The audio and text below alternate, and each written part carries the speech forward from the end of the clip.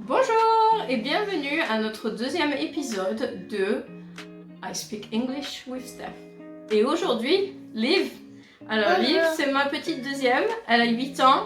Aujourd'hui, elle est un petit peu malade, donc elle a l'air un peu fatiguée, c'est normal, mais vous inquiétez pas, elle va bien. Elle a insisté parce qu'elle voulait faire partie de la vidéo pour vous montrer comment elle casse ses œufs.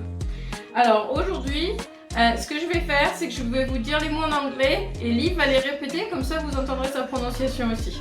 Alors viens ici. Alors, on commence. Oh, pardon. Aujourd'hui, on va faire des crêpes. J'aurais dû commencer par ça. Alors, one egg. You say it. One egg. One egg. 2 eggs. 2 eggs. Et pour la prononciation, comme elle a le nez bouché, ça va peut-être pas tout à fait marcher, mais c'est pas grave. One egg, 2 eggs. So you go for it. You crack the eggs and you put them one at a time. Alors, j'utilise pas une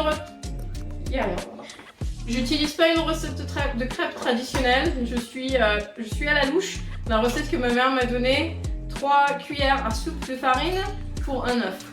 Alors, une cuillère à soupe, on dit a tablespoon. C'est pas une cuillère à soupe en anglais, c'est une cuillère à table ou une cuillère de table.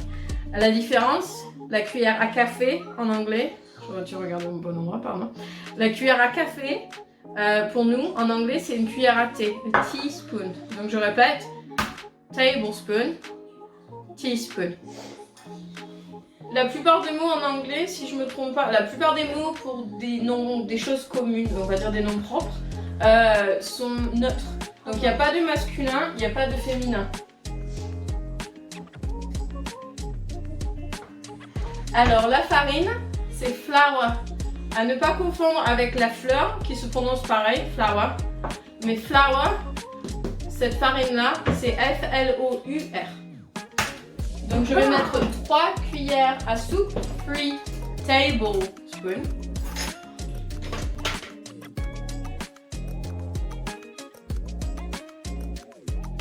Alors ça, en français c'est un bol, en anglais c'est un bowl.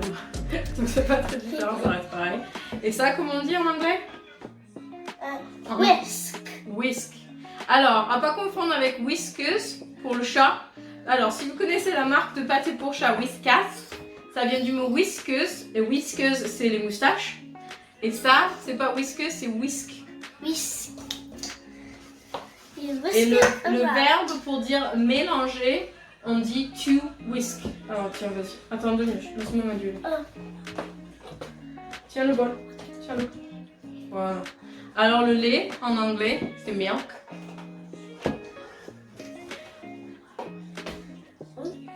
Alors si vous n'êtes jamais venu en Angleterre, il y a une chose à garder en tête, c'est que comme en France, il y a beaucoup d'accents anglais.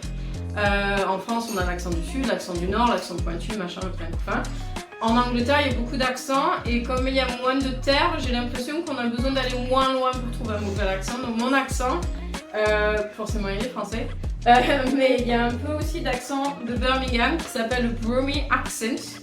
Mes enfants ont aussi un accent un peu Brummie. Mon mari n'a pas l'accent Brummie, donc on n'a pas un accent très fort pour la région.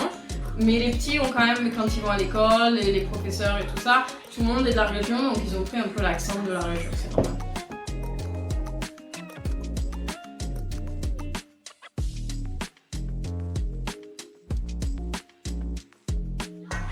La pâte à crêpes, ça se dit crepe batter. Donc il y a une différence pour les pâtes épaisses, comme la pâte à pain, qui sera dough, D-O-U-G-H, mais la pâte à crêpes, c'est batter.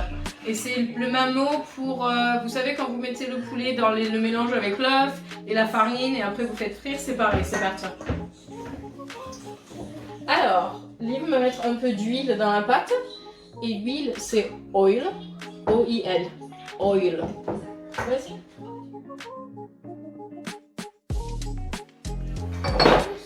Et une petite pointe de sel. Sel, on dit Salt. Vas-y, whisk.